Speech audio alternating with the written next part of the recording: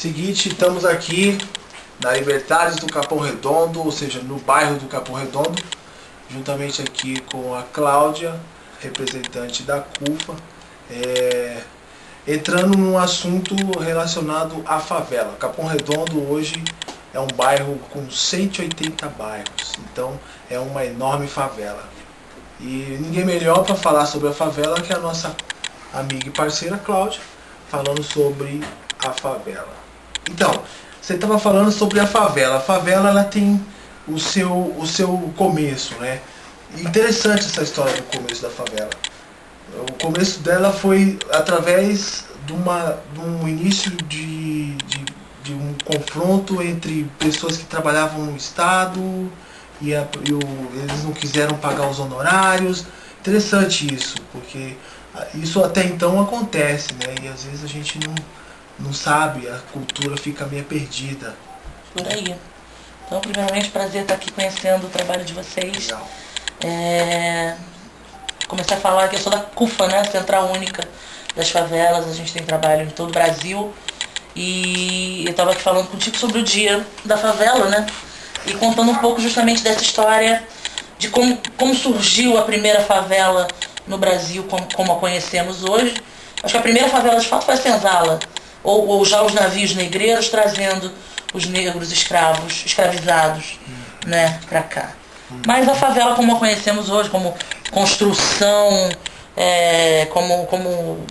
como espaço cultural, social, ela nasceu em 1910, né, ou pelo menos em 1910 nasceu o primeiro registro, o primeiro documento que citava esse tipo de habitação como favela, dando o nome de favela por conta do morro, do espaço geográfico, né, onde essas construções começaram a ser situadas, que foi o Morro da Favela, no Rio de Janeiro. Favela porque a encosta desse morro era coberta por plantinhas em forma de favo, denominadas favela.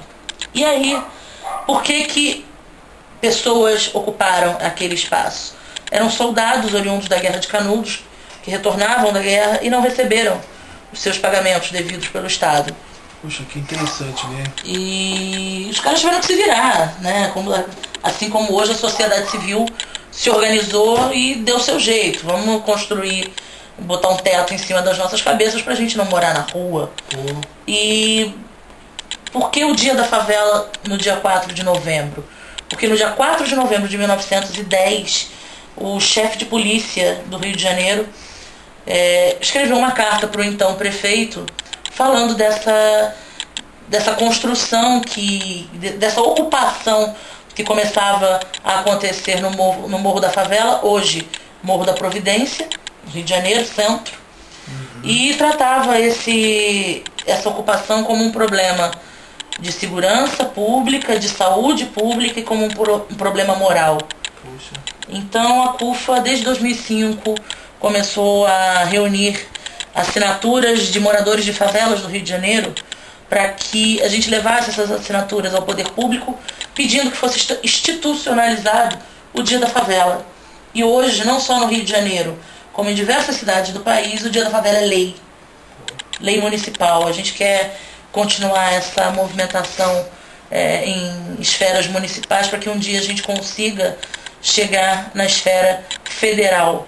E o Dia da Favela é um dia para a gente dizer que a favela não tem só violência, é para tentar quebrar um pouco do estigma contra a favela. A própria favela não assume o nome favela, é gueto, quebrada, comunidade.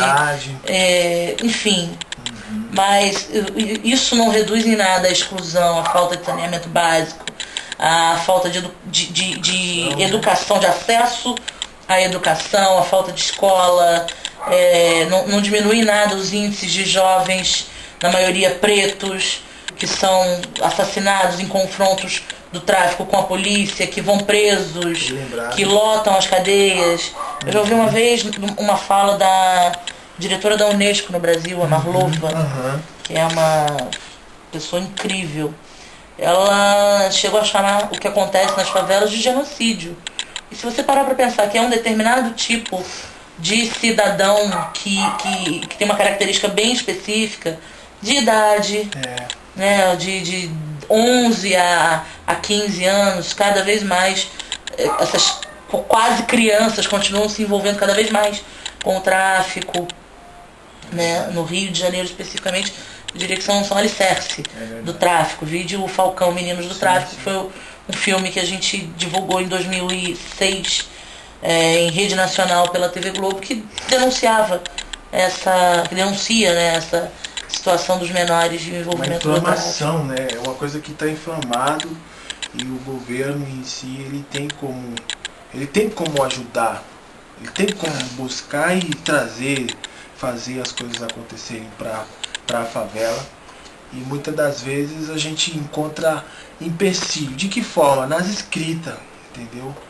Por quê? Porque às vezes é que nem a gente tinha comentado no início, que o ensino que tem vindo para a favela, o ensino que tem vindo para as comunidades, como assim você deseja, mais especificamente favela, porque não vai mudar, vai ser favela, e aonde o ensino chega, não chega com aquele impacto para a criança ou adolescente chegar a um determinado lugar, que seria o seu futuro, para lá na frente ele ser uma pessoa bem mais favorecida. E aí acaba meio que ficando no caminho algumas coisas. Então é interessante mesmo o jovem despertar para essa história, porque a favela ela precisa da educação, precisa do saneamento básico, precisa do esporte, da cultura, do lazer, porque isso tudo acaba também estancando a violência que pode explodir lá na frente. Então isso é bom, é legal. E a Libertários do Capão Redondo ela apoia e ajuda, e se preciso for, vai pra rua assim, para conseguir o dia da favela aqui em São Paulo. Pode contar com a gente, beleza?